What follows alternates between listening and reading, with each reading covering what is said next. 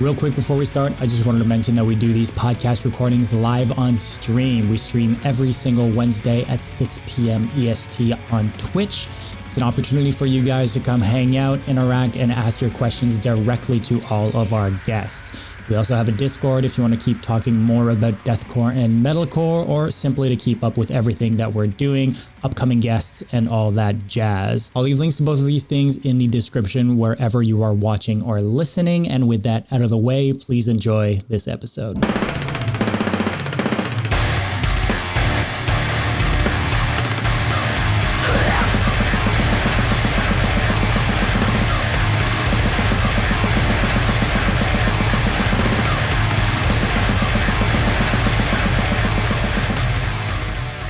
Welcome to another episode of the Brutality podcast. My name is Dom. I am joined, as always, by my co-host, Yan. And this week we have a very special guest.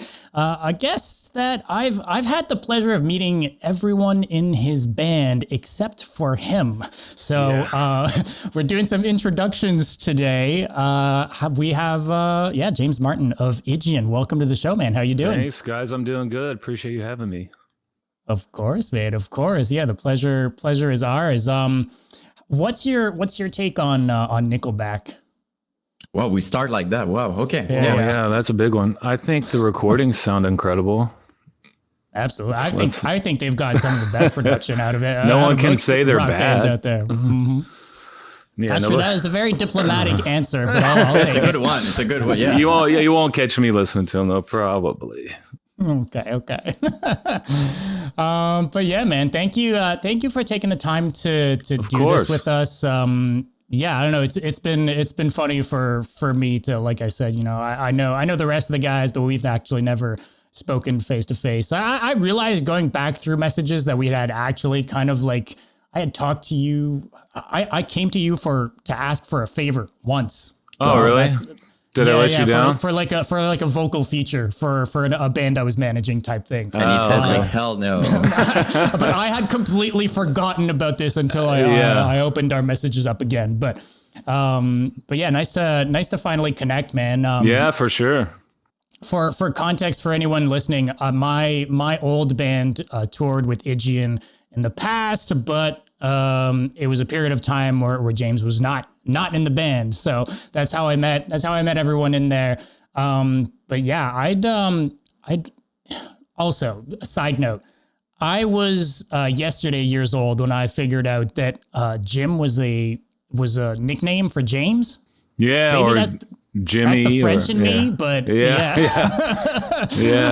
I was like, I always knew you as Jim, like you right. signed Jim everywhere. And, to me, it was Jim from Aegaeon. But then now everything was James on socials and on the page, both were used. And I was like, I'm going crazy right now. What the fuck I don't is going correct on? people. It doesn't matter. Call me what you want. It's all good. You're still in Evansville, right? Or around there? Yeah. It's just me and Sebastian left in Evansville right now. Okay, everyone else has jumped ship. Yeah. Talk to me a little bit about, I guess, maybe the early days of the band, because you guys were all kind of like locals to the we all literally went to the same high school, like the original lineup. Yeah, so basically I started out playing bass. I was in like a band called Kingdom, and we were like a monomarthish kind of, metal, that kind of thing. Sebastian was in like metalcore bands and stuff like that, and they needed a bass player, so I ended up filling in for that. That turned into another thing, And then where does the style of Aegaeon come in? Like, were there other bands around them kind of doing that sort of stuff? I was the blind, like, if it ain't fucking real death metal, it's bullshit. I was one of those people. You know, I obviously don't feel that way anymore, but you're young. And Nick was in a slam, like a brutal death metal band, the bass player. So we were kind of if it ain't fucking blast beats, it's bullshit, Yeah. So that was us. And then Sebastian came from like a metalcore world, and Jerry was into the metalcore thing. So then when we got together, it was kind of like us fighting for more brutality and they were fighting for more melody, more that kind of thing. Yeah, exactly. So that's kind of how we ended up sounding like we sounded, I think. Was there like when you think back to those times, like I guess I'm curious from vocal like influence perspective, like you're talking about real metal, real death metal. You can hear the fact that gutturals were definitely more of a death metal thing. But was there anything you were looking to back then when it came to vocals? Well, like I'd say like my favorite vocalists are Elliot from Beneath the Massacre, up where you guys are at. Mm-hmm. Glenn Blinton from Deicide's my all time. I think he just has a cool raspiness to him. But really, like, this is kind of funny. So when I started doing vocals, it was just kind of like a joke thing. Like in between bands, I'd scream like I scream, right? Because I'm really, really loud. Mm-hmm. And people kind of knew me around for that. But I didn't think about ever doing it on like a microphone or anything. Sure. So then when... Definitely not fronting, I'm assuming. Right. Yeah, I was playing bass and stuff. So they had to like convince me to do that thing for Aegaeon. They were like, dude, no, you need to do it, man, blah, blah, blah. So here we are.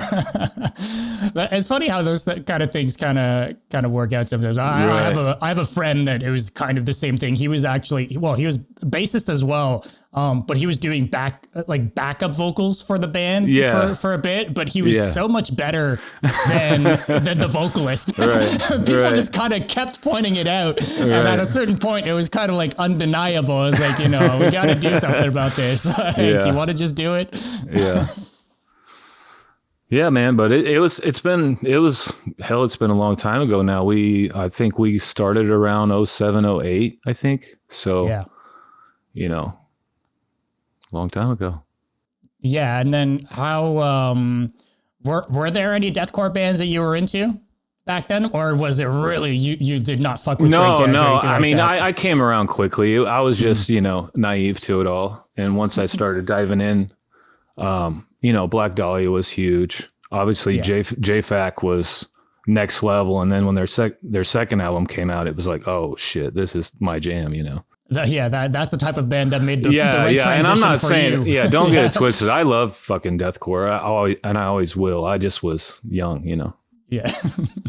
the one of the few people that wasn't super pissed off with JFAC going death metal. No, yeah. You, I guess like earlier in the band, it was a little bit more of just straight up heavy, I guess. But then very quickly with the first full length, you guys started incorporating, the synths and the ambience and all this stuff, and has remained a staple, to what Aegaeon sounds like ever since then. Was there, I'd be curious if there was any like thought behind it at first or a vision that you guys were going for with that? Well, as you know, like on the road, when you tour, you don't want to listen to metal in the van, right? Mm. You want to listen to anything because you hear it all night, every night. So we really got into like listening to film scores, that kind of thing. And then we got, went down that rabbit hole. And, we're not the first band to do that sort of stuff either. There's Demi Borgir, all those kind of bands that layers and layers and layers and layers. So those are all my favorite too, like Septic Flesh. I love that stuff. Mm-hmm. But originally, like with Dissension, Jerry was kind of the mastermind of creating that sort of first steps down that in that direction. So I got to give him credit where credit's due, Yeah, I don't know. I think it's something that definitely paid off. I don't know if that's like the right word, but it's become such a big part of the band's identity. And it's funny now, even, I mean, we'll get into it a bit later, but even Matt joining now, he has a lot of those same vision, with the film scores. And it's funny that it started out that way as well. Right. Well, he always said we were one of his favorite bands before he joined. So it kind of makes sense. And now he's sort of taken the role that Jerry had, He kind of helps build the songs with that in mind from the start. So, yeah, I heard him in like a studio update talk about how he kind of he's a drummer, but he contributes even more. He's way more than a drummer. Yeah. Yeah, but he's almost thinking more about the synth than he is about his drum parts. Yeah, that type of thing. Yeah, that's it's really true. where it starts ultimately. You're absolutely right, for sure. Yeah, I think especially back then it was super fresh and different in deathcore specifically. I think obviously there were a few bands that were doing synths and stuff like the Winds of Plague and stuff like that. Yeah. Process but they were very few and far between, right? Right. And I think there then became kind of a wave with the progressive metal when it kind of went into gent and all that whole wave. Yeah. You had bands like the Contortionists, but even death metal bands taking like ambient influences. I know you guys toured with Fallujah. Definitely. Quite a bit and stuff like that. And I think, I don't know, to me, outside looking in, it felt like it was, it was really different at the time, but it melded well with a bunch of these other bands that were going for this type of sound as well. Like the Born of Osiris album art was like a thing for a while. Everybody was doing the outer space, bright color thing, for years even. The brain and the pyramids and all this stuff. Yeah, for sure. Yeah. You knew it was gent. Like it was like, okay, that's gonna be like, fast breakdowns, like ambience behind and stuff like that. Like you kind of could tell from the art almost. Yes. The logo of the band, like it was I think we all remember. It was the surprising thing for me is like, it lasted like, not that it wasn't like good at all, but it's just like it lasted for very long. Like it almost like replaced that core we had for a while. It was only that. And, like certain bands now are still influenced by it. So it's wild. Yeah, it's cool. Like Shadow and, there's tons of bands now that are doing all kinds of stuff with that. And I love it. Yep. Yeah, Shadow is a good example. Like I'm more and more impressed also by the fact that they're independent as well, right? Yeah, like they don't have a label. Like it's crazy, man. For real. Yeah, I'm impressed too because we never signed, and I know how hard that is to be. And I don't know how hard it is to be where they are. That's another tier, but I'm impressed. It's probably you need the business brain kind of thing. Like it's Chris Wiseman's a brainiac with marketing and doing all these things as well as production. Like the dude just fucking does everything. I don't understand. I was like, all right, dude, like leave some talent for the rest of us. Come on. Dude, it's crazy. No, but I mean that'd be something interesting to maybe talk about a little bit.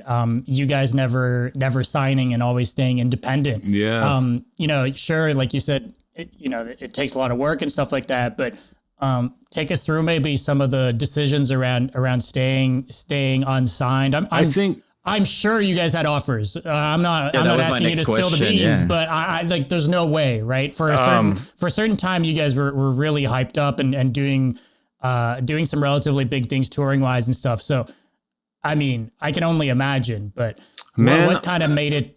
For you guys to stick to being independent and keep doing it that way? I think we were overly ambitious in retrospect. I think we thought we could handle taking it to another level. We did it so long and then you reach another step and you're like, okay, we can handle this. And then you reach another step. Okay, we can handle this. And I think in retrospect, it might not have been the right move, but we honestly didn't get much talks with labels. We had talked with, I don't want to name names, but we talked to one label that was pretty big time, especially back then. And they started talking about changing my sound, like maybe me doing, more, highs and mids and stuff like that. At least you got that up front, right? Yeah, and I'm grateful for it. After the fact, sometimes they do that after, Yeah, and to be fair too, we talked to all our peers in our genre, and it seemed like people were getting screwed over. And it was like, man, I don't know if you want to commit to that kind of that's smart, potential mistake. But it could have hindered us. Who knows? And I don't care either way nowadays. But no, but I think it's hard to say. If I'm honest with you, we never know. But it's pretty impressive still because like when you're putting that much work, it's so much, it's easier to be like, okay, we have a deal, like it's the next thing to do. So like for you to be like, no, we're going to refuse that. I'm not changing my style. I don't want to get screwed or anything. Like so many people honestly wish that they would have said that at the time. So I think, I'm sorry to cut you off. Well, we kept hearing it's just like a loan. It's just like a loan, dude. You're just going to owe the money. So why not owe ourselves?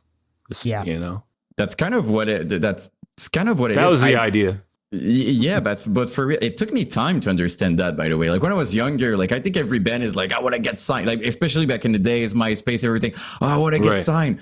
I didn't understand the concept. To me, getting signed just meant like we have money now, we're being paid, and like that's the idea. But that's not what it is. It's like we're gonna help you out, and you owe us, and now you tour for free, right? So, I think nowadays it's cool because bands are more aware of those things. Like definitely, like people are more they talk about it and think it's good, because back then nobody.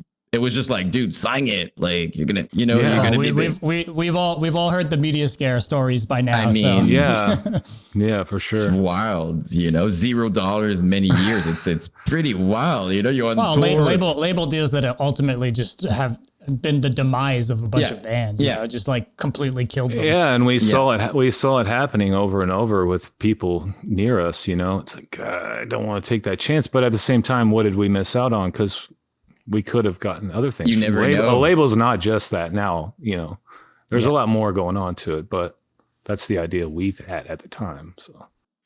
Yeah. And it's one of those things you cannot know, right? You know what I mean? No, like yeah. And there's no sense in, we could have done that and then made some other mistake that you never know, man. There's no way of telling. One thing for sure though, you guys respected yourself, right? Like you didn't go against your heart. You respected yourself. You didn't like the changing. A lot of people would have been like, "Oh, guys, okay, like I'm gonna do more." You know what I mean? Like a lot of people would have been like, "Okay, I'm gonna switch it up a little bit." You were just like, I think a lot of people. I think a lot of people think, oh, that won't happen to me, for whatever reason. I think that's just something we do, like inherently, and people I'll be the exception. I'll be the exception. It won't happen to me. Because I'm special, Yes. Right.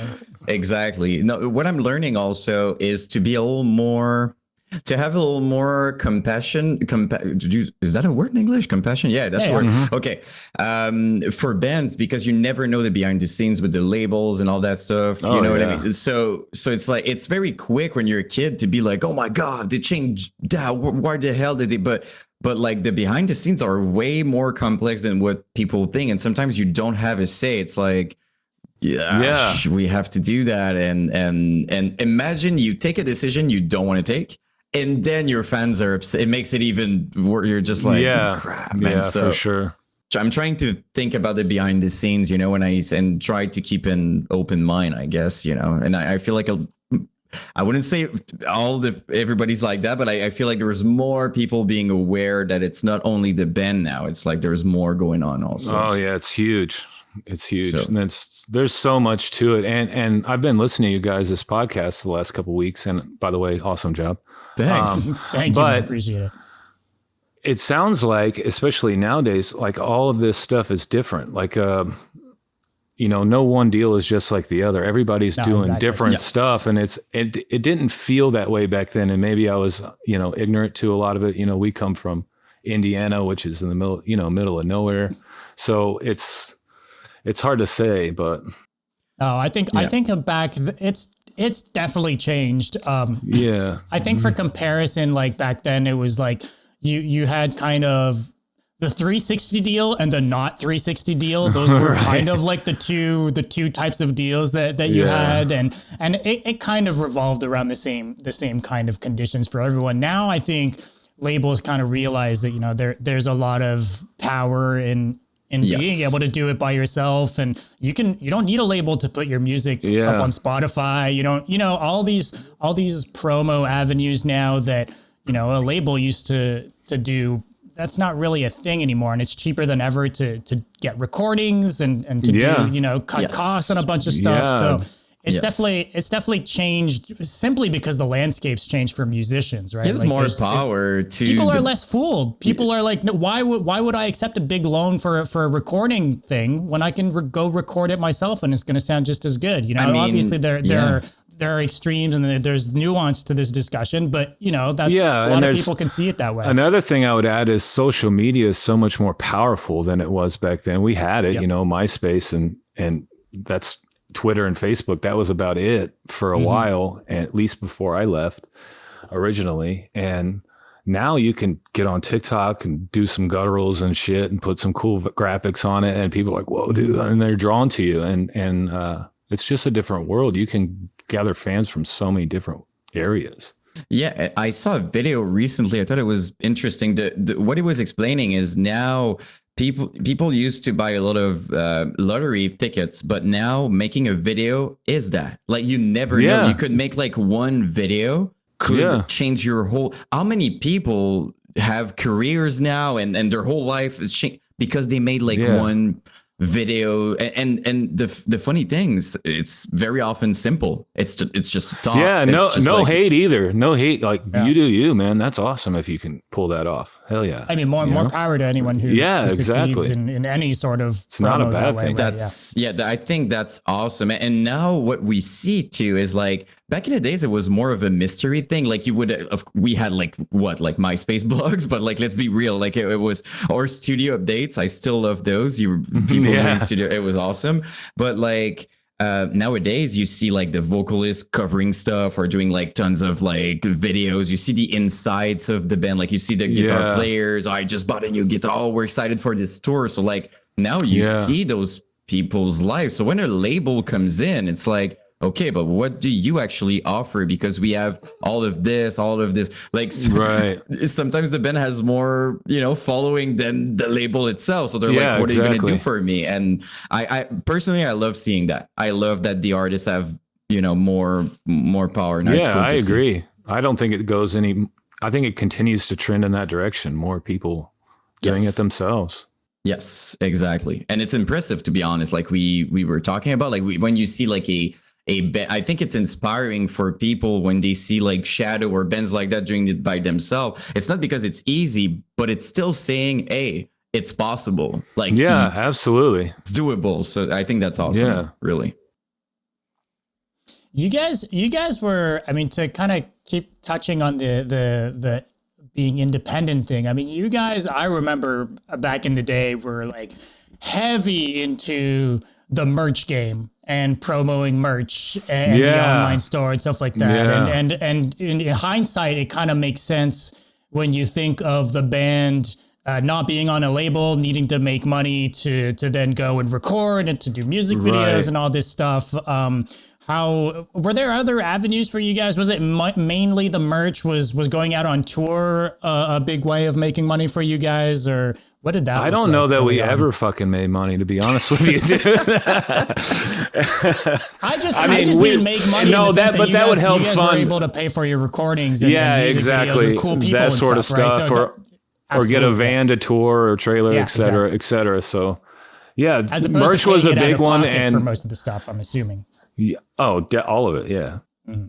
So like we all have like different interests, like wrestling, this and that. Like we used to put out shirts with like Terminator on the front, and that's awesome. Ric Flair on the front. Will probably get sued if they found out about that nowadays, but you know, nobody, you just sold it at shows anyway. So it was all good, but that helped a lot.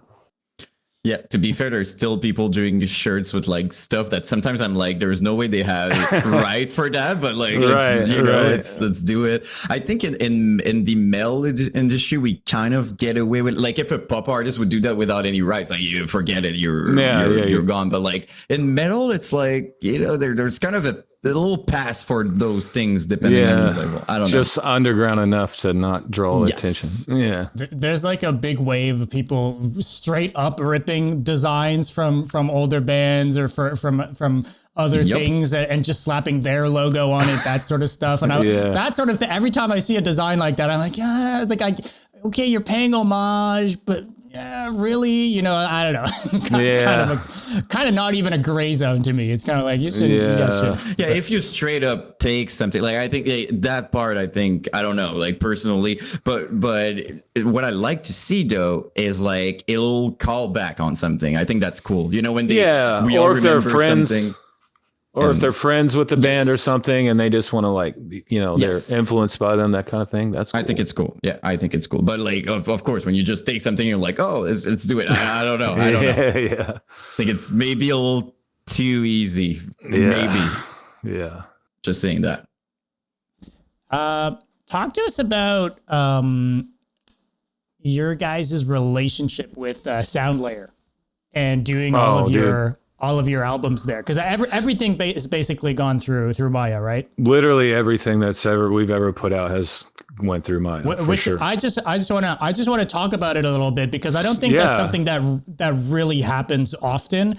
It's rare. I would even, you know, the difference between a producer and an engineer, right? Like, Maya was absolutely a producer on everything. Like, as far as those, you know, synth sounds you were talking about, or ambience and stuff like that. Back in the day, you know, our computers were dog shit. So like, we're not getting 20,000 VSTs on there and making the coolest sounds ever. Nowadays, it's completely different. But we needed Maya's expertise to be able to pull that off. So he added an awful lot to that. And not to mention, he is an incredible guitar player. So he helped with developing melodies, et cetera, et cetera. So, I mean, I don't know that the next stuff will go through there just to change it up, but we need Maya. We needed Maya for sure.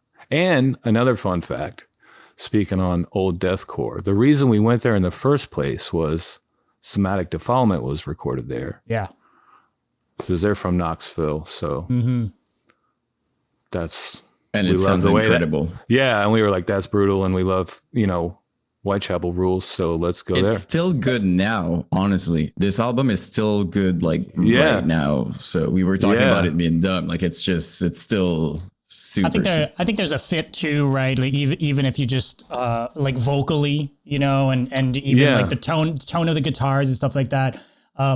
Being downtuned, especially back then, like there wasn't like a crazy amount of bands doing like some lower tune stuff with the super gutturals and stuff like that. It became the wave for a bit, but there weren't a million producers that would do good with that sort of sound. Yeah, and like we would see a lot of the more mainstream, not that any of this is, but the more popular deathcore bands would all kind of go to the same people. And our thought was, you know, let's just stick with our dude. Then nobody will sound exactly like us. You know what I mean? Yeah. And we won't sound like them, you know? Yeah. Yeah. It's not like you're not going into a studio being like, give me the Job for a Cowboy preset, please. That you buy, like that's imagine that. No, and I think, to be fair, also, I think producer would absolutely hate hearing something like that. Like, we want to be like this. They would be like, well, no, yeah, you know, let's do your own thing. It's basically like going to a tattoo artist and be like, I want this exact sleeve on me. They're gonna be like, well, no, we're not doing that, dude. Give me that picture. Give me all those pictures on the wall in one sleeve, please. Yeah. Just to pick and choose, like that's my thing. That's so good. Oh my god! Kind of like fridge magnets on your arm. Yes, that's gonna be my heart. I just gotta point out, Elliot, your brothers and Jay's. This is Jim's brother, Elliot. They never made money on tour, lol. He's right. My favorite comment so far in the chat. That was so good. I wasn't expecting that. Yeah, it's just a confirmation. Yeah, they didn't.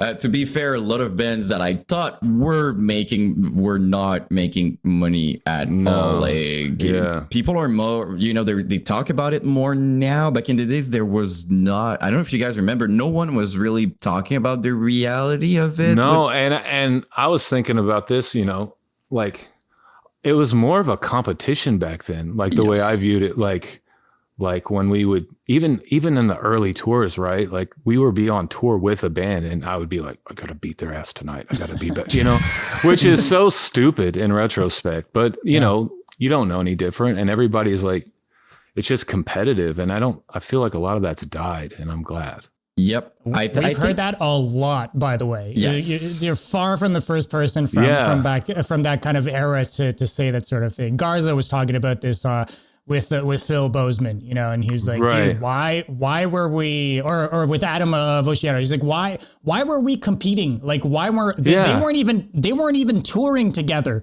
you know, because they were like, nah, we like kind of hate these guys. Like we want to be better. And then it's like a fight of who's going to headline and all these things, right? Where it's, that's not, and now they look back on it. They're like, dude, we would have made bank if we made these tours happen. What the fuck were we thinking? Yeah. It's so ignorant, man. And it like we have a local venue here. Anybody that's local will know what I'm talking about. But there's a local venue that was here called Boney June's, and they got like the sickest shows. We opened for Suicide. We opened for Whitechapel, like so many. So that was cool to like, you know, hone your craft, compare yourself directly to like the big dogs. Yeah. So that was really helpful. But nobody would talk to anybody, man. You'd be like, playing with these dudes who are kind of your idols, but you're all like, yeah, we're still got to be better. It's so stupid, dude. I think another factor, it's like, it was special, but nobody knew yet what it would become. So it was kind of this, just like, it was a competitive in the sense that like everybody was trying to dog eat dog. I think there were legitimately less opportunities back then for bands in deathcore, and people were kind of fighting over it for whatever reason. MySpace was bigger and bigger. You kind of wanted to be professional. You didn't want to show your, I'm going to say like weaknesses. So like saying that you don't make money, it's like, no, we got to show that it's working well. Right. So I think everybody was in that same, you know, mindset. And as you said, like, I feel like people were forcing themselves not to go and say like, dude, your vocals are so, it was, you would meet your idol and you would be like, yeah, man, that's how it felt. I mean, and it may not have been that way. Maybe I was just, you know, insecure about talking to them. Who knows? But oh no, but we heard that like more than like a lot of times on the podcast. Like I think everybody basically said that it was super competitive. Like I think everybody said it. And also another factor, people were younger too. Like it was starting. Right. Everybody was like younger. It was kind of this trying to make it. But we've got young kids now doing this sort of stuff, and they're all super homies, and everyone's looking out for each other, sharing each other's music and stuff like that. So I don't think it's necessarily just an age thing, but I think it's a little part of for sure.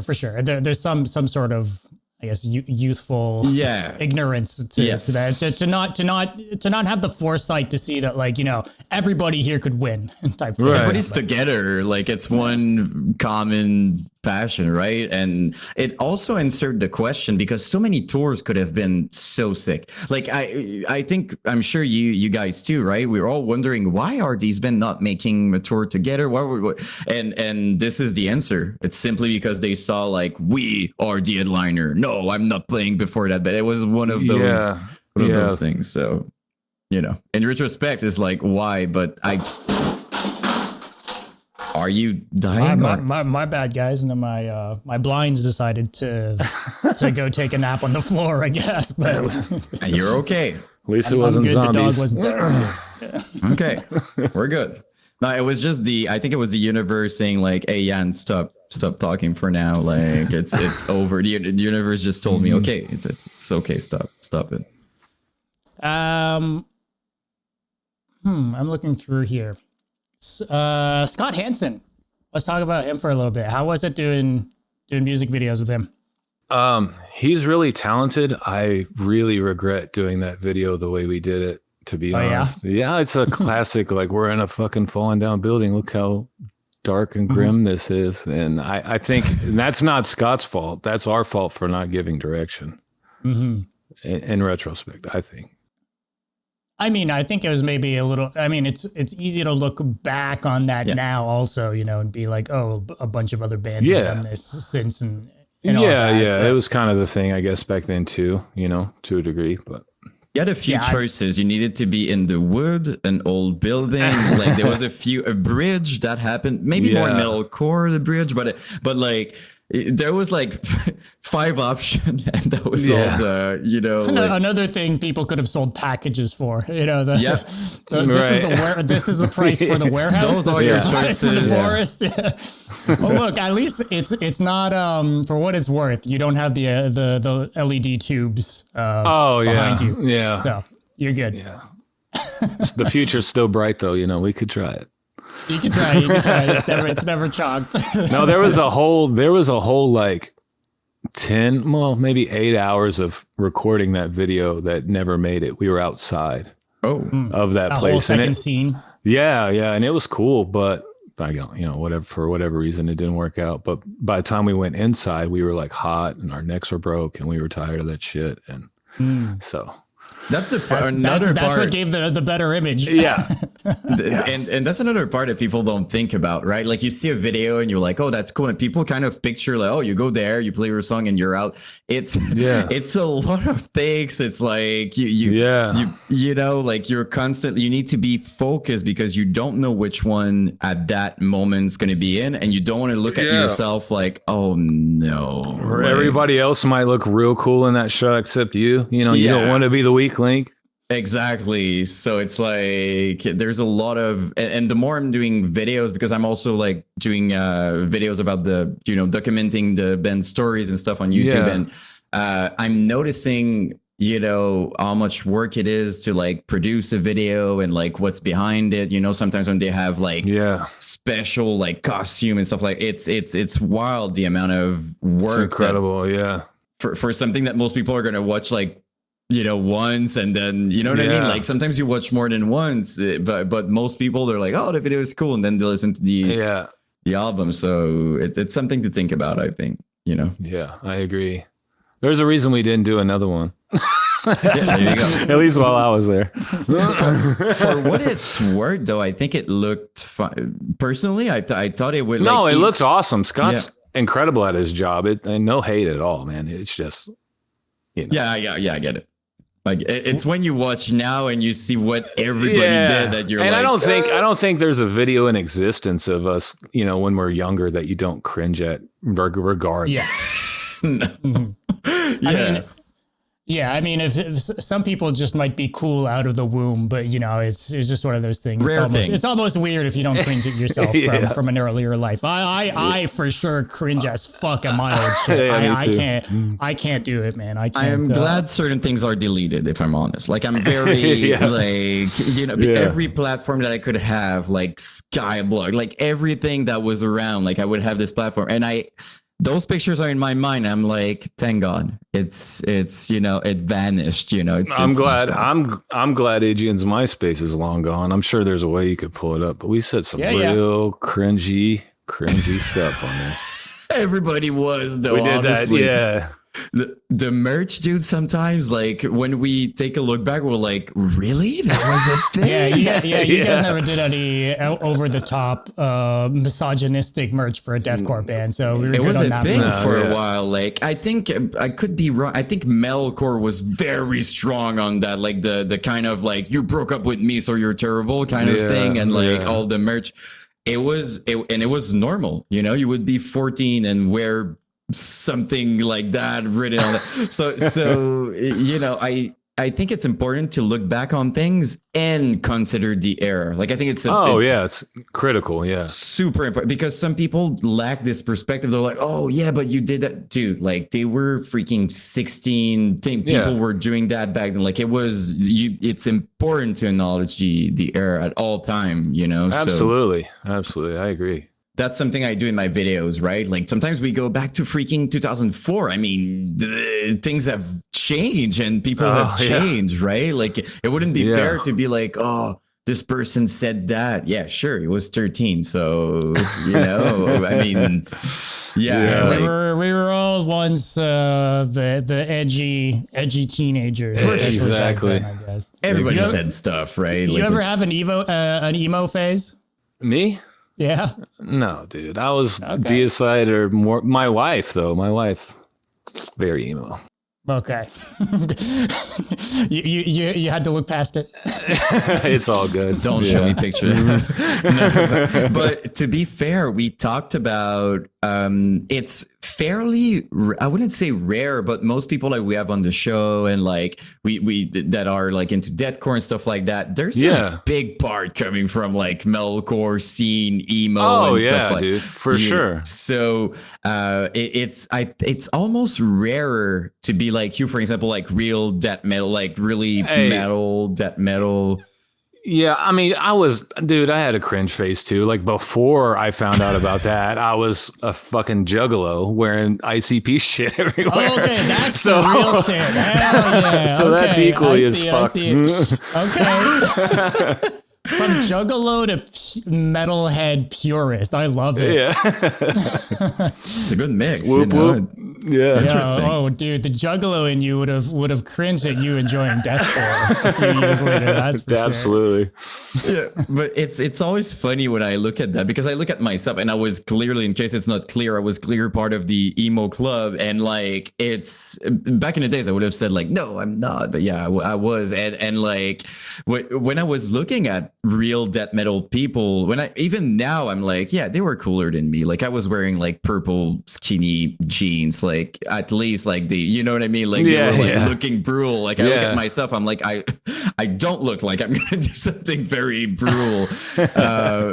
But you know, it's like, it's one of those things. I think it's a big part of deathcore. I think it would be. Oh, absolutely. Yeah, it was part of it. Yeah, the whole crowd early on was, white belts and, the whole thing, straightened hair. The exact reason why the death metal scene was like, fuck this. Like, it's a whole reason. Like, you're not coming into our scene, right? It's all good, though.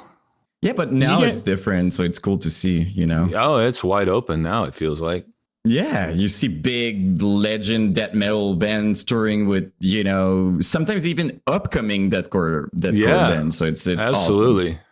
Change for the best, I would say. How the turntables, for sure. Yep. Yeah.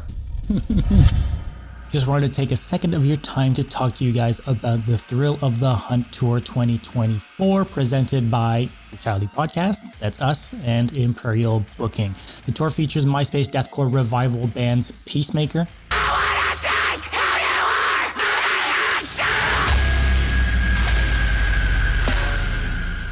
Victim Blamed,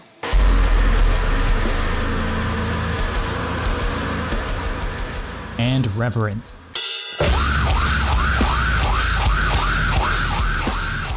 Tour runs from July 12th to the 27th and is going to be hitting the states of Texas, Louisiana, Florida, and Tennessee, with more dates to be added. I'll leave a link in the description for all the dates and ticketing info. Go check it out. And now back to the podcast. Well, I was speaking maybe a little bit about death metal. Summer Slaughter Tour. The whole voting thing, and then doing summer survivors. Take me through the voting first. And that was the year. That was the year Cannibal Corpse was on Summer Slaughter, right? I couldn't tell you because we were on the Slaughter Survivors tour. I know, but you guys were in the voting. So that was a whole thing. I'm just I don't remember, but first, I think it was a big year for Summer Slaughter. That's for sure. And we just fucking blew up social media, getting as many votes as we could, et cetera, et cetera. Like we were on top of it back then. And luckily did you guys get approached for that? Did someone put your name in? Like what was I think you guys were the only unsigned band on that list. Yeah, for sure. Right. And I think it was like, they made a post like, tag the bands you want in this tour. And so we just were like, everybody tag us. And then there was too many votes not to let us, at least in the vote part of it all. And then we just kept blowing that up. And then finally we ended up on that tour. Yeah. And then so how did that Summer Survivors tour end up happening? Did you guys know, like, was that something that was proposed to you guys before voting was even a thing, or no, did that we come didn't about find afterwards out because there was just so much hype around the thing? Yeah, it was just, I believe, if I remember right, I think it was just there was so much hype and they had enough bands that were willing to do it. Yeah. So just undeniably, like everyone, too many people voting and wanting to see all these bands on a tour to be like, to not do anything with it type of thing. I think so. I mean, I could be misremembering, but I think that's how it went. It was like the festival too. I mean, like it was wild. Yeah. Like, they were even ahead of their time. Slaughter Survivors, dude. That lineup. Let's talk about that just for a little bit. Who was it? A Pathology, In Full Darkness, Fallujah, Fit for an Autopsy, and you guys. That is a badass fucking tour, especially at that time. Like, that lineup is fucking sick. How was that tour? Dude, that tour was crazy. It was my last tour. Fun fact, but dude, like speaking, as a vocalist, you had John Huber on that tour. Nate Johnson was with Fit back then. Yeah. Alex and Fallujah and me. That vocally, that tour was intimidating. You had to be on your game, dude. Guttural tour. Yeah. Gutturals to enjoy that lineup for sure. Yeah, for sure. John is another kind of like, that's wild. Like I've always been freaking impressed with that. I don't know how he managed that. And everybody keeps saying that live, it's even like more dude, impressive. He's so good, dude. So good. Yeah. And he actually filled in for me when I originally quit before Julian got in the I didn't know band. that. That's awesome. Yeah. Yeah. The next tour after it was like a semi-Canada tour type thing. Like I don't remember, but yeah, he's the man. I did a feature with him when he did the I Detest band. Okay. I didn't know that. So a lot of people don't, but it's a pretty cool song. You guys should all listen to it. Yeah, now I'm curious now. Yeah. Actually, this is kind of funny. Well, so you did your last tour with Aegaeon, and then Jonathan Huber did the tour after that. And I remember reading somewhere that that was kind of like, that was his last tour too. It's just like, fuck this. After that, Aegaeon killed off two vocalists. Yeah, Aegaeon kills everybody. Yeah, that tour was rad though. I mean, just seeing all those monsters on the mic every night, that alone was sick. Yeah, must be an experience for sure. Like just the vibe and the crowd. And Fit for an Autopsy in their infancy. They may have been around a few years before that, but they were pretty. Yeah, they were all experienced dudes, obviously, from tons of awesome bands. But that band was really taken off after that. Yeah, that first I guess the full length would have been out at that time. I'm always bad with names. The white cover with the red emblems or whatever. Yeah. And dude, that album is so fucking heavy, dude. So good. Yeah, I've always also thought In Full Darkness is like one of the most criminally underrated bands from back then, dude. Like a band on Sumerian that no one ever talked about for whatever reason. They're so good though. So sick. Like talk about like the black metal influence in a kind of a tech death it's like setting, but super melodic as well. I don't know. For me, it like hit so many of the right checklists like points for me. I don't know. Yeah, they were so good. Fucking good. I agree. You so you stepped down from doing the band at that point. I don't know if you don't want to talk about it, I don't. Oh no, absolutely. Yeah, I'm an open book, man. You're good. I'm curious, I guess, what led to the decision, initially at least. Like what was kind of going down back then? Well, I think I noticed during that tour, I started like being sort of, I don't know, mean to the bandmates. I found my fuse got a little shorter. In retrospect, I think I was just stressed, anxiety, that sort of thing. And I, didn't know how to cope with it. And to be fair, I'm like 4 years older than the rest of them. So I was approaching like, dude, you got to get your life together kind of thing. And I was never lucky enough to like have one of those jobs that like let you go on tour for a month and then come back and work. And I never, every time you came back, every time I had to quit or find a new job, that sort of thing. So it was always financially quite difficult. Stressful too. Yeah, man. The stress for sure. You're coming back from a tour, you don't know if you've got money coming in type thing. Yeah. And, like you said, we were unsigned, kind of doing everything ourselves, and that adds a level of stress too.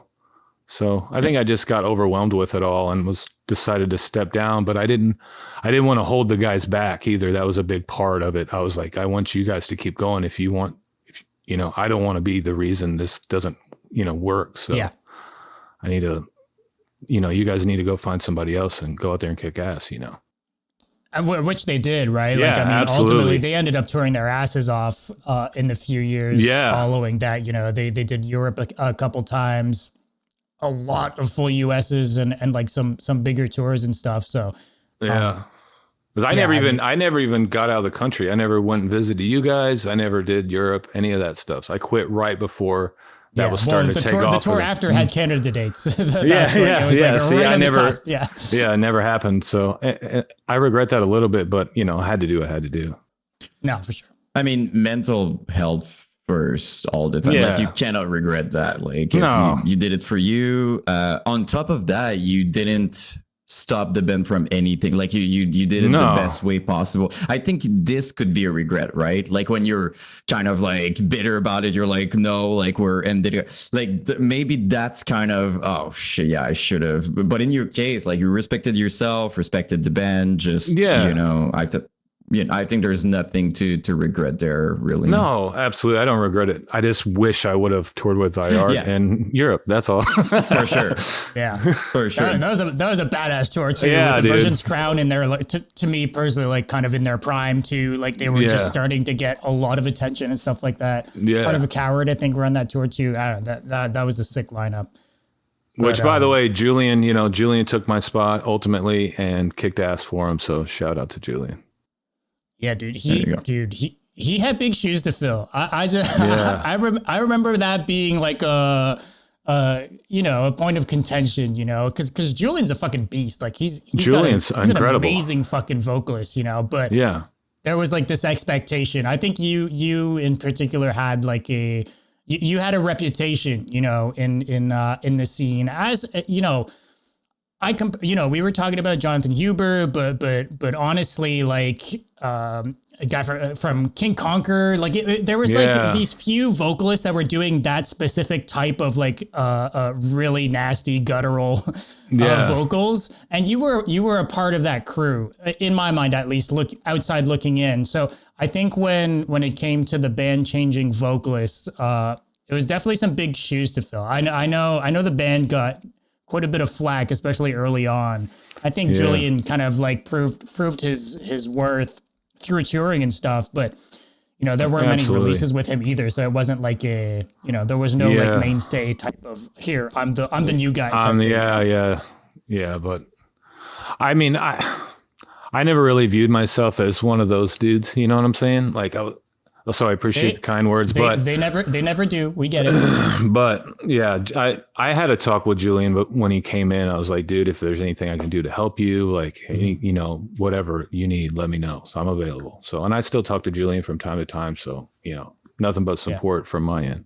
It's crazy though. Every time I see that, it's like, I don't know, they manage like replacing a vocalist that, you know, is beloved with like fans and stuff like there's always going to be this, even if you're amazing, even if you're great, you're like there's always this kind of people are still going to be upset, and some people are still going to be like, I prefer this and this, and we've seen that many times. I mean, even I think John is a good example as well, right? Like the vocalist after him was great, but even they're all dealing with that. So it takes a lot of courage to be like, I'm going to go with them and replace that person. Like it's not an easy thing to not at all, do. Man. Mad respect to him for doing it. Mad respect. Yeah. I think there's like a, we don't bat an eye when, Aegaeon is a 4-piece always and always has a different touring guitarist every single tour. That's never like considered or makes a difference or whatever. But I get it. Vocals are different, but especially in deathcore, man, vocals are for some reason the most important thing to a lot of the fan base. I think it's a big part of the personality of the sound, like the identity of the sound. Like if you change vocalists and they're very different, there are chances that you won't be as much into it because it's a big part of everything. Oh, absolutely. So so I think it's also scary for a band, right? When you won't have your vocalist, it's like, oh shit. That's why I wanted to support it as much as I could, because I knew the fucking bullshit that was coming their way, and I felt guilty for putting them in that situation, but I had to do what I had to do, and I think it all worked out good in the end. So Yeah. Did you stop doing vocals kind of at that point, or were you still practicing? Were you still, I'm curious. Pretty much, yeah. I stopped doing vocals for a while, and I joined another local band for a little bit playing bass. I would do a feature here or there, Yeah. But not much, man. And then when Matt joined and they were working on the Age album, like 2 weeks before they were set to record it, they were like, "Hey, dude, do you want to do this one?" So I had to get back on that horse quick, but it worked out. Right. You were kind of going at it cold, not having a little bit. Yeah. But it's all good, man. You guys know how it goes. Yeah. But you, it goes back to me going through old conversations again. You kind of hurt your vocals when doing that album, right? I heard my vocals on every fucking album I ever. Oh shit. Yeah, okay. Dude. Like I think I never like looked into techniques or, until later on, I eventually got a little bit of coaching from Mark from Kardashev. Yeah. And that helped with learning like, breathing and stuff like that. But I never really looked up how to do certain techniques or this or that or how to take care of yourself, dude. I just smoked cigarettes. To be fair, there was nothing back then. No information, really. Yeah, and I think it was just trying to do too much at once. Like the first EP, Exponential, we did all the vocals in one day.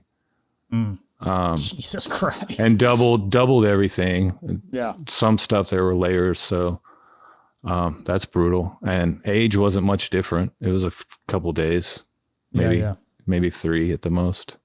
Were you guys staying in Knoxville when you guys were doing those? Like just staying for like 5-6 days and just getting it done all one shot? Yeah, I think the first one was like 5 days, and then we learned that that's not enough time, even for 5 songs or 6 or whatever. Yeah. So then I think we bumped it up to 10 maybe for Dissension. Right, which is ridiculous. Songs, so yeah. So we were always against the clock, and vocals are last. So it's like if anybody fucks up, a few times more than they should have, then the clock runs out on you more than anybody else. So, and not to say that vocals like are more important or whatever, but like they're so kind of. Like you cannot be stressed while you do it because like there's so much like and there's the emotion of the song, there's the moment in the song, there's like you need to feel it. So when you've got stress, it's like it's like it's an extra pressure you don't need, I would say. Well, and a lot of that stuff too, dude. Like I would write it while we were in there. So like while the drums are being recorded, I'd be like, I don't personally actually, let's be clear, I don't do lyrics. Almost everyone else in the band does them, and I just like help piece them together. Yeah. So, but we were doing the whole puzzle piece thing while everybody else is tracking. So pressure the whole time. Basically. It's a lot, man. I'm not doing that anymore. I mean, constant pressure. It's like, you're stressing. You're like, okay, I literally just decided those lyrics and I'm going to record them like right now. Yeah. Even speaking on Maya would be like, hey man, maybe you should move this word to here, do this, maybe phrase it like that. So he had a part in all that too. Mm-hmm. There's like two sides to that coin. I feel like there is something to be said about doing a full set of pre-production tracks and having it already laid out.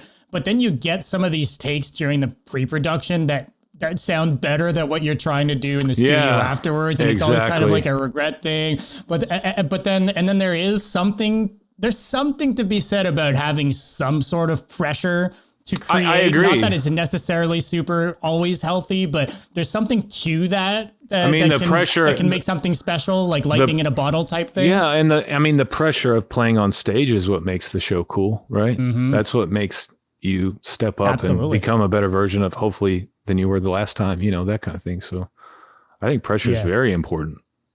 Yeah, it's a part of it, definitely. Yeah. There's like that, but then on the other side, like I can also see like, well, obviously there's added pressure and performing vocals is its own thing, but then there's obviously like maybe, you get the mixes back and you're like, oh shit, I shouldn't have said this word, this pattern this way. Yeah. You have no time to go back. It's just this done. Like there's no, you say you recorded vocals in a single day. Like that to me is like not even being able to have the clarity of the next day to look at something you've done is like, dude, that's like, I don't know, that's pretty. Luckily that's pretty though, big, like to be fair, luckily those songs were, we had played a lot of local shows. We were, I don't even think we definitely haven't toured yet. Sure. So like if any songs were kind of done, it was those. It was those. Yeah. Right. You were performing them. So there was actually. I had that going. So it was a little easier, but yeah. No, but it's wild also because like Dom is saying, it's like most of the time you re-listen like the next day or another time and you're like, well, this part could be maybe so, and it's clear because after a while, after hours, it feels like you don't even know on what to focus. It's all blending in together and you don't know it's good or not anymore. No, that's the importance of having someone. Well, that's why, you got to trust your bandmates to look out for you and not let you sound stupid and trust your engineer, producer. Yeah, exactly. The producer usually knows, like if a producer is telling you, man, I think we should redo this one. Like they won't say that for nothing. Like he's telling you that because it's not working. So I think you have a good point. Like trusting people is also another big part because sometimes in your in the emotion of it, you really feel like this is it. You're like, I think, and everybody's like, I don't know, and you're like, oh, really? So you gotta, put your ego and emotions aside and be like, okay, I'm trusting you guys. Let's do it again. Right. And sometimes I think too, sorry to cut you off. No, go ahead. Sometimes I think too, like your first feeling and your first like take on something, like that raw it's the first time thing is probably the better one. It's like that most authentic version of what you're feeling for the song. Yeah, exactly. And sometimes what I personally realized, because I just like yesterday, I was literally recording vocals like yesterday or the day before and have no notion of time anymore. But as I was, it's crazy. But as I was doing it, I was trying to think about many things, right? Like, oh, this is, and it sounded better when I stopped and just went with the emotion of it, like just go with the song. It's not, I wouldn't call it muscle memory, but there's this thing that's kind of like muscle memory, man, where you flow state, perfect, where you just feel it.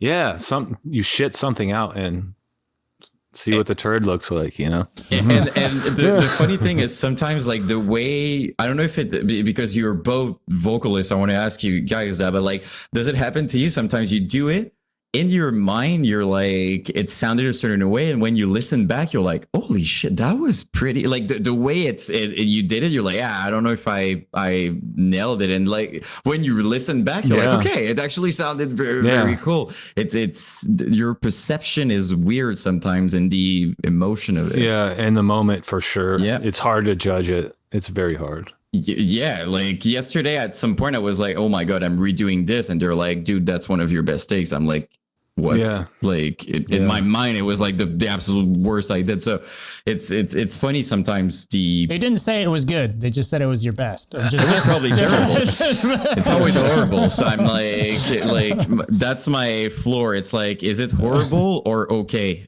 Okay, we're good. Let's keep it. But yeah, I'm curious. You gotta trust people, man. I'm curious on like trusting people. I guess maybe this is a bit inside baseball for people listening, but were you, because I saw you were kind of doing some pattern work with Matt in the studio updates on the last one. Yeah. But Matt wasn't in the band like previously. So did you have like specific people that were helping you out with setting up patterns and stuff, or was it like a full band type of thing? Like how is that dynamic for the band? It depends on who like is better at the job. Some songs, somebody has an idea that makes sense that they want me to run with or try out, etc. And a lot of times Matt was the guy, he's got that percussive mind. So patterns and that sort of thing, he's good at it naturally. So he kind of led the way on that one. I think it's cool, open, because not everyone is as open-minded as taking like ideas like that and working to get it's sometimes some people are really like, oh, listen, that's my, but I love how open-minded you seem to always have been. Oh, like, dude, those, it's not my band, it's our band, you know. I don't need to be the man. I need them to make sure I don't sound stupid, and that's about it. That sums it up. And I'll tell them the same thing. If they play a lead that I don't feel like I love, or a drum fill that I don't love, I'll chime in. I'm not afraid. Yeah. So I think that's the best. As long as you get your ego out of the way, you know, it's okay. It's okay to change something. It's okay to fuck up a part. It's okay to try something you've never tried. It's all good. I think it's even cooler knowing that like a certain part, even if it's not the vocalist, let's say the drummer is like, hey man, you should try this, and it works. Why not? Yeah. It's awesome. Like, just, you know, like, well, I can give you an example. There was a part on the new album, or the newer album on Age, Ruination, where I wanted it to sound like demons were in hell or something. We don't talk about hell at all, but I don't know. I just wanted that sound. Mm-hmm. So I asked all of them to go up to the tracking room, and they all just screamed. We all were in the same room, just screaming from different angles into the mic. So it sounded like a room full of people screaming. Yeah. But since they don't scream professionally, it sounded like, you know, hurt people, and it turned out pretty cool. It's pretty buried in the mix, but it's there. And they, you know, they were good sports. It's all touch, like kind of a little mark of like, there's lots of little moments like that on all of our stuff. That's always the cool stuff. I think especially if you're maybe like for being in the band and kind of looking back on music and stuff, like it must be cool to kind of be able to be like, pick out some parts and be like, oh yeah, that's well, yeah, and that's the stuff you remember. Like there's like some sort of ownership to certain things that kind of just becomes its whole thing. Those little Easter eggs are the stuff you remember from the. You're not going to remember somebody trying to play some chug 47 times before they get it right. You're not gonna. No one remembers that part, but you'll remember the little weird stuff you do. And sometimes like the parts that like turns out to be cool often starts, I don't know about you guys, but like it starts because you're all laughing at a crazy idea and it turns out that it works. Like those are good memories. That's like the fun stuff. Yeah. I mean, I feel like that's the personality part of an album or a song, or, you know, I might I'm lagging like crazy. You turned to mush. Yeah. It's okay. Is my sound lag, or it's just my image? It's just your image, yeah. At least, okay, we're good. Well, you're gonna slow down. I'm too fast. You can try refreshing and see if it comes back. All right, sounds good. Yeah. Did you ever play with Anthony? Because that was kind of like on the cusp of like you leaving, right? Yeah, Anthony was the drummer on that last tour, I believe, and he did the Being album. Oh, I didn't know he was on Being. Actually. Yeah, Anthony did Being. Anthony's a fucking beast, dude. Anthony's the man, dude. Who's he with now? Dude, he's doing All That Remains. All That Remains, yeah, dude. What the fuck? And the song they just put out is fucking sick. Yeah, and the drums are sick too. Yeah, exactly. But not only is it All That Remains, it's All That Remains with Anthony, but with fucking Jason Richardson too. Yeah, dude. What a superstar fucking lineup, man. All-star lineup, dude. It's so sick, man. I'm so happy for him. He's done so much over the years, you know, filling in for bands. You know, we were talking about Beneath the Massacre earlier. You know, he's on their latest record and stuff like that. Like, so sick, dude. Dude, we found his ass on YouTube. We were looking for somebody, and we're like, I mean, Beneath the Massacre too, for sure. Yeah, right? We're like, he had the covers of them, like covering them on drums and guitar. Why not? Yeah, you know, like what the fuck? Incredible, dude. He's so good. We've been really lucky to have some talented people in this band. That's for sure. Yeah, dude. I think Matt was I think it was his first, the tour that I did with Aegaeon. I think it was Matt's first tour that he was doing with them. And dude, he's so good live. He's such a good fucking drummer, dude. Yeah, he's so good. Have you heard from him recently? I know he was in an accident and stuff. Do you know how he's doing right now? Because I think there's like a lot of recovery involved. I think last I heard, he is like 90-something% is what he told me, as far as healed up, and he's on his way to Evansville to be here tomorrow. So that's cool. Oh, shit. All right. So I guess he's good enough to drive up here and do all that stuff. So he must be doing a lot better. That's cool though. Yeah. I'm glad to know he's doing better, because I know he had some touring lined up. I think he was doing the Oceano gig, the Depths tour, and I think he had to drop off of that and doing stuff with Zenith. And yeah, that tour Zenith's on is crazy. That's the one. What's that tour called? The was it no, not Chaos and Carnage, right? What the fuck tour were they? Yeah, help me out with that. I don't remember, but it's stacked. Zenith. No, it's not Chaos and Carnage. That just ended. They're on a tour like just starting now. Oh no, it was on Chaos and Carnage. The Cattle Decap. Yeah. Carnifex, Rivers. Yeah. Yeah. What a fucking lineup. Yeah, that just ended now. Yeah. Yeah, there's a lot of sick tours going on. For sure, like man. All happening all at the same time. It's good. It's good to be in a metal band right now. That's for sure. Yeah. People are eating good. Yeah. So I'm gonna pry at this. So you guys making new music? I know that's been a common question from people online and stuff every time you guys happen to post something. But yeah, so we're definitely working on new stuff. It's no, I wouldn't say in its infancy. I would say it's 70-ish% there. Lots of decisions to be made still, as far as if we're going to track it somewhere, if we're going to do it ourselves, if we're going to have someone mix it, do it ourselves, blah, blah, blah, blah, blah. But I'm excited about it. So far, it's fucking cool. It's even further down the rabbit hole from Age as far as sound. Definitely more dark and evil. So that's cool. I mean, I'm always down for dark and evil. That's for sure. Yeah. So I don't want to give away too much, but it's rad. I like it. That's dope. I'm eager to hear, because I really do think that the last album, that Age, was I don't know. I can't say it now because there's some new stuff coming out, but it was Aegaeon in its final form. Like I just really feel like Age took a lot of what you guys had built on over the years and really made something special. I think the band kind of, put out 2 singles in between, and both singles were fairly different, one from another. One was way more prog, the other was kind of more like an older style Aegaeon song. It was kind of like, it was kind of not clashing, but I mean, they were very different. Yeah, they wouldn't belong on the same album or anything. Yeah, exactly. Yeah. So when Age came out, I found it was a nice balance of, sure, it's like more prog than the previous albums. Like it's more progressive for sure. Yeah. But not as much as Neural Union. I felt like you guys struck a really nice balance between being heavy as fuck, the orchestral, like all the instrumentation that goes into it really leveled up. I feel compared to the previous albums, and I don't know. That's kind of how I feel about it. I appreciate it. So I'm excited. It's same members, I'm assuming, right? It's you, Nick, Sebastian, and Matt. Yeah. So it'll be all the same sort of folks involved, except for maybe it might be recorded different. So we'll see how that goes. Matt's the man when it comes to all that synth shit, and he's taking it to another fucking universe. So it's cool, man.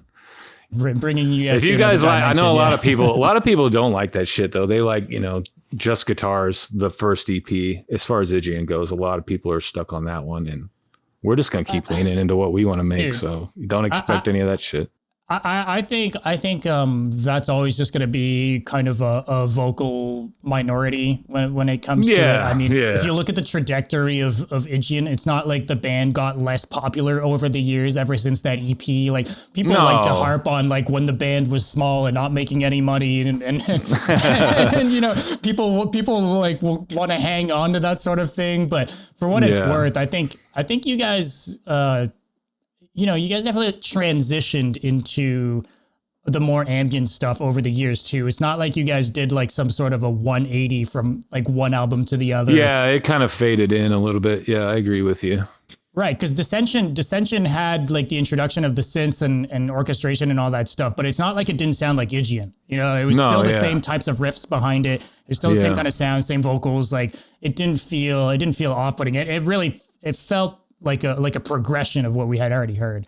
So I don't know. I think that's always made sense to me. You know, that it's gotten more and more into the progressive and kind of orchestral film type stuff. Yeah. The way I see it also personally, like the more I'm doing videos and I'm, you know, when I'm documenting like a band, like it's such a long period of time that I'm basically witnessing all the changes in the song, like quite, you know, all in a row. So I see it. And what people need to understand, as much as EPs are amazing for the rawness and everything, it's kind of a moment for most bands that they're just like trying to find their sound, their thing. So like people are like, oh my God, I wish they would do that. Yeah, dude, they were looking for something at that, like they were trying things at that time. They were evolving at a band. What you're hearing right now is them like full potential with their personality, what they want to do and stuff. So like you're asking them to go back to a state where they didn't even know what it would become, you know? So and a lot of people's like first,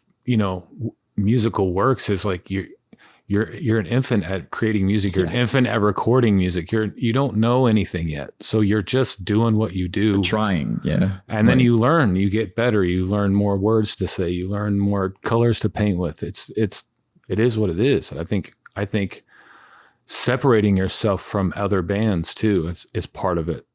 Mm-hmm.